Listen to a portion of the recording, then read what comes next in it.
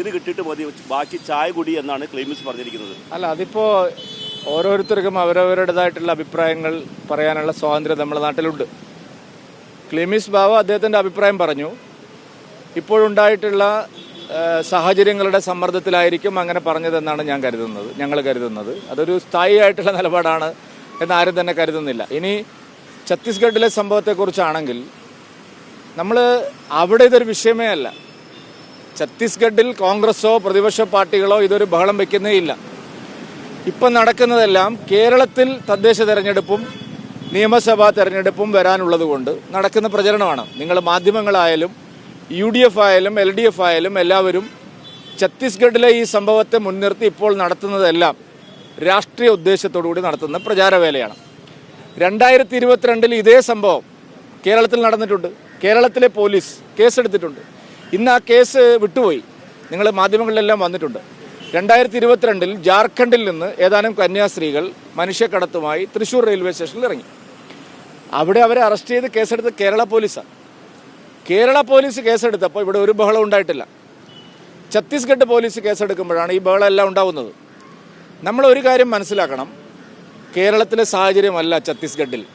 ഇപ്പോൾ കേരളത്തിൽ ഇപ്പോൾ മതപരിവർത്തനമൊന്നും നടക്കുന്നില്ല. നേരത്തെ ഉണ്ടായിരുന്നു, ഇപ്പോൾ നടക്കുന്നില്ല. ഇപ്പം തന്നെ വളരെ അപൂർവം വല്ല പെന്തിക്കോസ്റ്റുകളോ അങ്ങനെ ആരെങ്കിലൊക്കെയാണ് ഇപ്പോൾ മതപരിവർത്തനം നടക്കുന്നത്. പക്ഷേ ഈ സാഹചര്യമല്ല മധ്യപ്രദേശിലും രാജസ്ഥാനിലും ഛത്തീസ്ഗഡിലും ജാർഖണ്ഡിലും കർണാടകയിലും ഈവൻ തമിഴ്നാട്ടിലുള്ളത്. അപ്പോൾ ഓരോ സംസ്ഥാനത്തെയും സാഹചര്യങ്ങൾ വ്യത്യസ്തമാണ്. അപ്പോൾ അതുകൊണ്ട് അതിൻ്റെ പേരിൽ ഇവിടെ ബഹളം വയ്ക്കുന്നത് കേരളത്തിലെ രാഷ്ട്രീയം നോക്കിക്കൊണ്ടാണ്. കോൺഗ്രസ്സുകാർക്ക് ഇപ്പോൾ വലിയ സ്നേഹം വന്നിരിക്കുകയാണ്. മുനമ്പത്ത് അവരുടെ സ്നേഹം നമ്മൾ കണ്ടില്ല. ക്രിസ്ത്യാനികൾ കൂട്ടത്തോടെ അവരുടെ വിഹിതം ചോദിച്ചപ്പോൾ, അതായത് തങ്ങളുടെ ന്യൂനപക്ഷ പദവിയിലുള്ള വിഹിതം ചോദിച്ചപ്പോൾ കോൺഗ്രസ്സുകാരെ കമ്മ്യൂണിസ്റ്റുകാരെ കണ്ടിട്ടില്ല. അതാണല്ലോ പ്രധാനം, ജീവൽ പ്രശ്നങ്ങൾ. ആ ജീവൽ പ്രശ്നങ്ങളിലൊന്നും വഖഫിൻ്റെ വിഷയത്തിൽ ഭൂമിയാണ് പ്രശ്നം. കോൺഗ്രസോ ഇടതുപക്ഷമോ ഇടപെട്ടിട്ടില്ല. അവിടെയെല്ലാം BJP ആണ് ഇടപെട്ടത്. അതുകൊണ്ട് ഛത്തീസ്ഗഡിലെ പ്രശ്നങ്ങൾ പർവ്വതീകരിക്കുന്നതിന് പിന്നിൽ തെരഞ്ഞെടുപ്പ് മുന്നിൽ കണ്ടുകൊണ്ടുള്ള UDFൻ്റെയും LDFൻ്റെയും ദുഷ്ടലാക്കാണ്. അതിവിടെ അധികകാലം പ്രചരിപ്പിക്കാൻ സാധിക്കില്ല. മന്ത്രി V. ശിവൻകുട്ടി പറഞ്ഞത് മന്ത്രി സുരേഷ് ഗോപി അടക്കമുള്ളവർ പള്ളിയിൽ പോയി അരബിയിൽ പോയി സ്വർണ്ണ കിരീടം അണിയിക്കും, എന്നിട്ട് പുറത്തിറങ്ങി ക്രിസ്ത്യാനികൾ ദ്രോഹിക്കുന്ന നടപടിയാണെന്ന്. ഇത് ഇരട്ടത്താപ്പെന്നാണ് മന്ത്രി V. ശിവൻകുട്ടി പറഞ്ഞത്. ശിവൻകുട്ടി 4 വോട്ട് എങ്ങനെ കരസ്ഥമാക്കാമെന്നുള്ള ഒരു ശ്രമത്തിലാണ്, നടത്തിക്കോട്ടെ. പക്ഷെ ഞങ്ങളാരും ബിഷപ്പുമാരെ പിന്നെ നികൃഷ്ട ജീവികളെന്ന് വിളിച്ചിട്ടില്ല.